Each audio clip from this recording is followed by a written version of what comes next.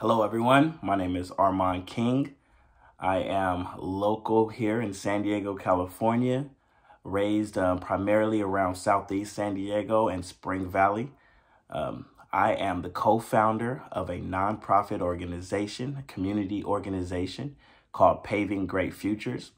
We work with youth in middle school as well as young adults, trying to help them get their lives together and do good things and be good people. Today I'm going to be reading from a friend of mine's book, Charles 3X Alexander. It's called We Are Our Ancestors' Keepers. And I'm lucky to be able to read this to you guys and girls, so I can share a little bit of our history with you and your ancestors. It's very, very important to know where you come from. Oftentimes people try to make you forget where you come from and make you believe that you're only capable of doing what you may see in your neighborhood. And that's how I grew up. But you are so much more. You're more than your block. You're more than your neighborhood. You're more than even just your city and state and country. You are international. You can do whatever you want. And I know people tell you that. And it took me a while to really understand what that meant and travel and be exposed to different things. You can really do anything you put your mind to. Don't be so accepting of thinking you can only do a limited amount of things. You only have to do what the school tells you can do. You can think things that you like doing, things that you like creating, if it's painting, if it's music, if it's science, if it's whatever it is, you go for it regardless of what any individual tells you can or can't do. Don't listen. Do what you need and what you want to do for your life. You only live once. Wish I could be your age again. All right. So here we are. We are our ancestors' keeper by Charles 3X Alexander. Today, I'm going to be reading the story of Bass Reeves. That's him. All right. So, starts off. Prince Bass Reeves was born in Crawford County, Arkansas in 1838. He was named after his grandfather, Bass Washington. As a slave, he was owned by a man named William Reeves, who was a politician and a farmer. This young prince eventually became the main companion of Mr. Reeves' son, George. Oftentimes, as slaves, the slave owners would pair up their kids, slave kids, with their children to be like living dolls to have their fun and entertainment with those kids. And Bass Reeves was that to his slave owner's son. Okay. So like I said, this young prince, Bass Reeves, eventually became the main companion of Mr. Reeves' son, George. During the Civil War, Prince Bass realized his worth as a man and a leader and left the companionship of George Reeves because of a disagreement. And he became a fugitive because he was still property of William Reeves. And a fugitive is someone who is, did something against the law and is on the run. And at that time, the law was that Black people were slaves and had to work for whoever owned them. And young Bass Reeves got into a disagreement with the kid, the slave owner's son, who he was the companion to, and he left. He fled. It would show great leadership in Bass Reeves. He wasn't just settling for what was supposed to be, He took moves on his own. During this time of his being a fugitive, of running away, Bass hid out in the woods with indigenous people.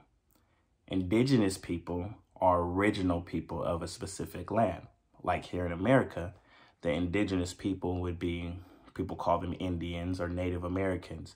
They were the original people that lived here before Europeans came over here and before Africans, Black Africans were brought over here as slaves. So Bass Reeves hid out with them. They were also being treated really, really badly here in this country. So the indigenous people are original people of a specific land. He trained with the Seminole, Cherokee, and Creek indigenous people. He learned the language of each tribe he encountered. Really smart young man. In 1863, the Emancipation Proclamation was signed, and Prince Bass was no longer a fugitive. The Emancipation Proclamation was a document that was signed that freed the slaves. They were no longer had to be in servitude, had to serve their masters, their slave owners. So when this happened, Prince Bass was now no longer running from the law because he was freed. In 1863, the Emancipation Proclamation was signed, and Prince Bass was no longer a fugitive. With his freedom came very well-developed marksman skills. Marksman skills is when you're a good shooter. He had good aim. He could hit the target. So he had great marksmanship. He had learned through his life and times of just, he had a natural gift. With his freedom came very well-developed marksmanship skills. His skills were so great that he was banned from all gun competitions. He must have been really good. People said it wouldn't be a fair competition if he were in it because he was too good of a shooter. This was probably why Judge Parker had deputized Bass as a United States Marshal in 1875.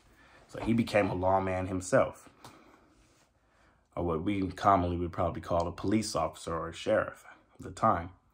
Prince Bass was the first Black man to become a United States Marshal. Deputy Marshal Bass Reeves served with the United States Marshals for 32 years. It's a long time. During this time, outlaws would tremble with fear when they heard Bass Reeves was after them. They knew that their chances of being caught were very high. He arrested 3,500 criminals during his career. Prince Bass was so dedicated to his career that he even arrested his own son for murder. Bass was a legend long after his career ended. It is common knowledge in Hollywood that The Lone Ranger, a television series that aired on American Broadcasting Network, or ABC, from 1949 to 1957, was based on the life and times of Bass Reeves. Big Bass. Yes. Awesome story. Charles X. Alexander, 3X Alexander, did a great job on this book. And I too am an author and a writer. I have 2 comic books and 2 books out myself that I've wrote. And that just goes to show I'm from right here. I'm from the hood. And at first I allowed limitations on myself and I grew out of it. You don't have to have limits on yourself. What you think and what people tell you is cool. It doesn't have to be the stereotypical or what everybody else is doing.